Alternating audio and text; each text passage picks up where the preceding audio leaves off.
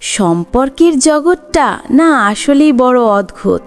মাঝে মধ্যে এমন হয় আমরা বুঝতেই পারি না উল্টো দিকের মানুষটা আসলে আমাদের নিয়ে কী ভাবছে। বিশেষ করে পরিস্থিতিটা যদি এমন হয় যে আপনি যার প্রতি দুর্বল বা যিনি আপনার প্রতি আগ্রহ দেখাচ্ছেন তিনি একজন বিবাহিত নারী, তাহলে তো ধাঁধাটা আরও জটিল হয়ে যায়। মনে হয় উনি কি শুধুই বন্ধুত্বের খাতিরে কথা বলছেন, নাকি এর পেছনে লুকিয়ে আছে অন্য কোনো গভীর অনুভূতি। এই প্রশ্নটা কি আপনাকেও ভাবায়? অনেক সময় চোখের সামনে সব উত্তর থাকলেও আমরা ঠিক ধরতে পারি না। আজ আমরা এমন কিছু সাইকোলজি বা মনস্তাত্ত্বিক বিষয় নিয়ে খোলামেলা আলোচনা করব, যা শুনলে হয়তো আপনার মনের অনেক সন্দেহের মেঘ কেটে যাবে। তো চলুন আর দেরি না করে আসল কথায় আসি। দেখুন, মানুষের মন বোঝা কিন্তু খুব একটা সহজ কাজ নয়, আর সেটা যদি হয় নারীর মন, তাহলে তো কথাই নেই। আমরা প্রায় একটা ভুল করি, সাধারণ ভদ্রতা আর বিশেষ ভালো লাগাকে গুলিয়ে ফেলি। কিন্তু আপনি যদি একটু খেয়াল করেন, একটু মনোযোগ দিয়ে দেখেন, তাহলে দেখবেন শব্দ ছাড়াই অনেক কথা বলা হয়ে যায়। বিশেষ করে একজন বিবাহিত নারী যখন কারো প্রতি মানসিকভাবে দুর্বল হয়ে পড়েন, তখন তিনি মুখে কিছু না বললেও তার আচরণে, তার চোখের ভাষায় এমন কিছু পরিবর্তন আসে যা সচরাচর সবার সাথে ঘটে না। আজকে আমি আপনাদের সাথে এমন 7টি লক্ষণ নিয়ে কথা বলবো, যা কোনো কাল্পনিক গল্প নয়, বরং বাস্তব জীবনের অভিজ্ঞতা এবং মনোবিজ্ঞানের আলোকে ব্যাখ্যা করা।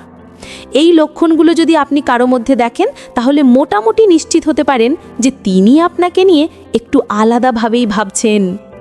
1. সেই বিশেষ হাসি যা শুধুই আপনার জন্য। প্রথমেই আসি হাসির কথায়। হাসি হলো মনের আয়না, কিন্তু সব হাসি কি এক? একদমই না। খেয়াল করে দেখবেন, আমরা যখন পরিচিত কারো সাথে দেখা করি, তখন ভদ্রতার খাতিরে ঠোঁটের কোণে হালকা একটা হাসি দিই। এটাকে বলে সৌজন্যমূলক হাসি। কিন্তু যখন একজন নারী, বিশেষ করে যিনি হয়তো সাংসারিক জীবনে কিছুটা ক্লান্ত বা একঘেয়েমিতে ভুগছেন, তিনি যখন আপনাকে দেখে হাসেন, সেই হাসিটা হয় অন্যরকম। এটাকে মনোবিজ্ঞানের ভাষায় বলে জেনুইন স্মাইল বা খাঁটি হাসি। এই হাসিতে শুধু ঠোঁট নড়ে না, পুরো মুখমণ্ডল উজ্জ্বল হয়ে ওঠে।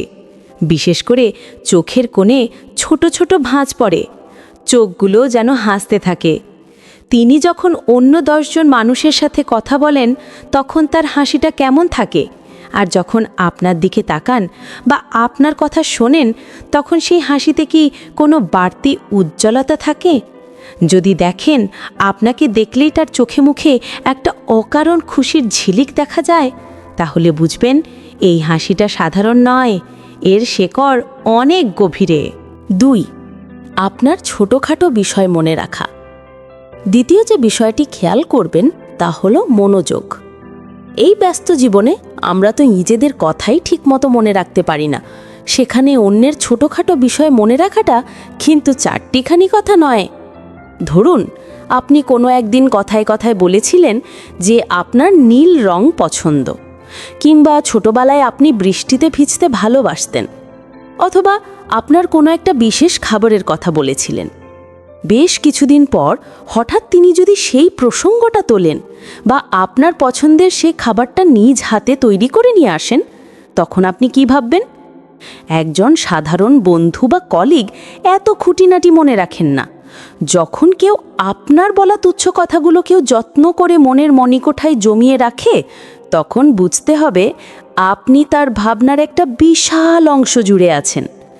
এমনকি আপনি যদি একটু অসুস্থ হন বা আপনার মন খারাপ থাকে, আর তিনি যদি সেটা সবার আগে খেয়াল করেন এবং খুব উদ্বেগ নিয়ে জানতে চান আপনার কি শরীর খারাপ বা কোনো সমস্যা হয়েছে, তবে জানবেন এই কেয়ারিং বা যত্নটা সাধারণ বন্ধুত্বের সীমানা ছাড়িয়ে গেছে। মেয়েদের মন বোঝার উপায় নিয়ে অনেকেই অনেক জটিল থিওরি দেন, কিন্তু বিশ্বাস করুন, এই ছোট ছোট যত্নগুলোই হলো আসল উত্তর। 3. ব্যক্তিগত এবং সংবেদনশীল কথা শেয়ার করা। সম্পর্কের গভীরতা মাপার সবচেয়ে বড় মাপকাঠি হলো বিশ্বাস। একজন বিবাহিত নারীর জীবনে অনেক রকম টানাপোড়েন থাকে, যারা তারা সচরাচর বাইরের কাউকে বলতে চান না। সমাজ, সংসার, মানসম্মান সব মিলিয়ে তারা একটা গণ্ডির মধ্যে থাকেন। কিন্তু তিনি যদি সেই গণ্ডি ভেঙে আপনার কাছে তার একান্ত ব্যক্তিগত কথাগুলো শেয়ার করতে শুরু করেন, তাহলে বিষয়টা কিন্তু বেশ গভীর। তিনি কি আপনাকে তার একাকিত্বের কথা বলেন, কিংবা তার দাম্পত্য জীবনের এমন কোনো অপূর্ণতার কথা যা হয়তো তিনি তার খুব কাছের বান্ধবীকেও বলেননি? যখন তিনি বলেন, আমাকে কেউ বোঝে না বা আমার কথা শোনার মতো কেউ নেই, তখন আসলে তিনি আপনার মধ্যে একটা নিরাপদ আশ্রয় খুঁজছেন। তিনি আপনাকে এতটাই বিশ্বাস করেন যে নিজের দুর্বলতাগুলো আপনার সামনে প্রকাশ করতে তার কোনো দ্বিধা হচ্ছে না। মনে রাখবেন, মানুষ কেবল তাকেই নিজের সবথেকে গোপন কষ্টগুলো বলে যাকে সে হৃদয়ের খুব কাছে মনে করে। 4. অধিকার বোধ বা সূক্ষ্ম ঈর্ষা। ভালোবাসা বা গভীর ভালো লাগা থাকলে সেখানে একটু আধটু ঈর্ষা বা জেলেসি থাকবে, এটা প্রকৃতির নিয়ম। আচ্ছা, একটা দৃশ্য কল্পনা করুন।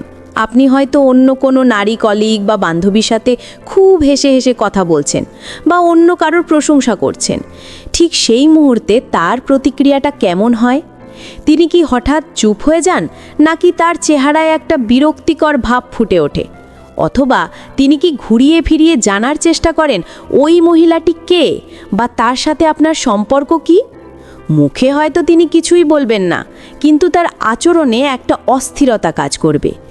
এই যে একটা সূক্ষ্ম অধিকারবোধ, এটা কিন্তু এমনি এমনি আসে না।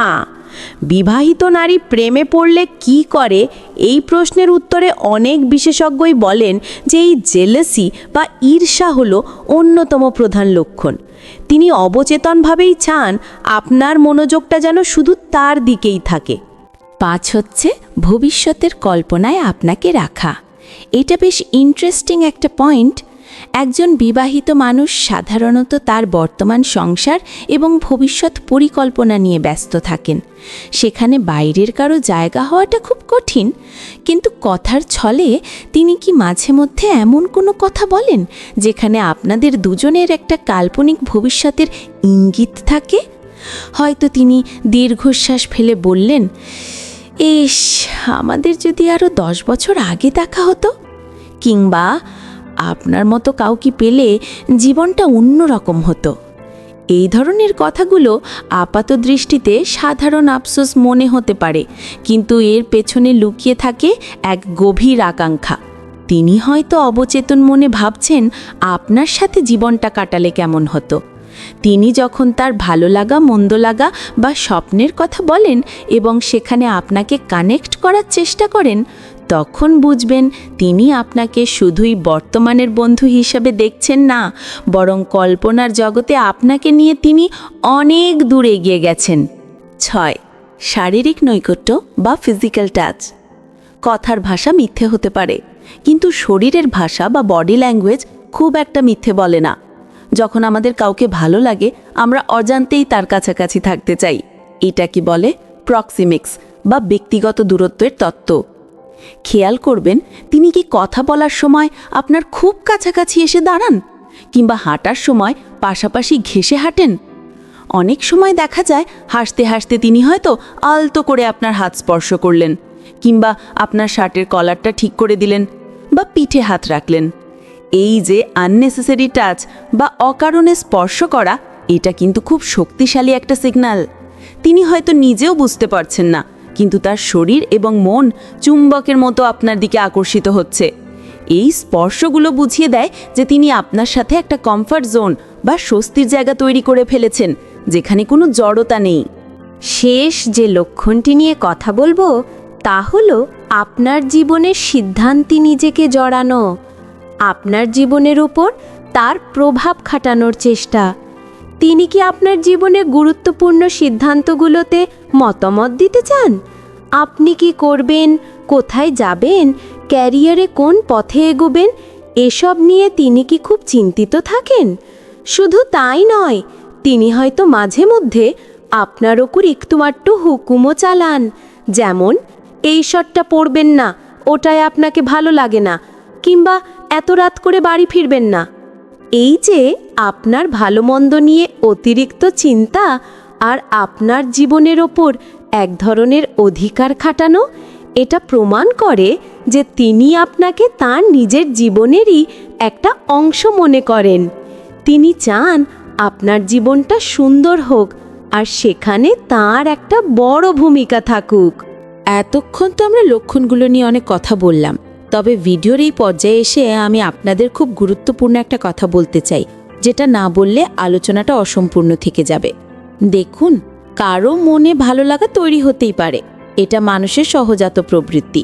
কিন্তু আমাদের মনে রাখতে হবে, সম্পর্ক আর ভালো লাগার মাঝে একটা বিশাল নৈতিকতার দেওয়াল থাকে।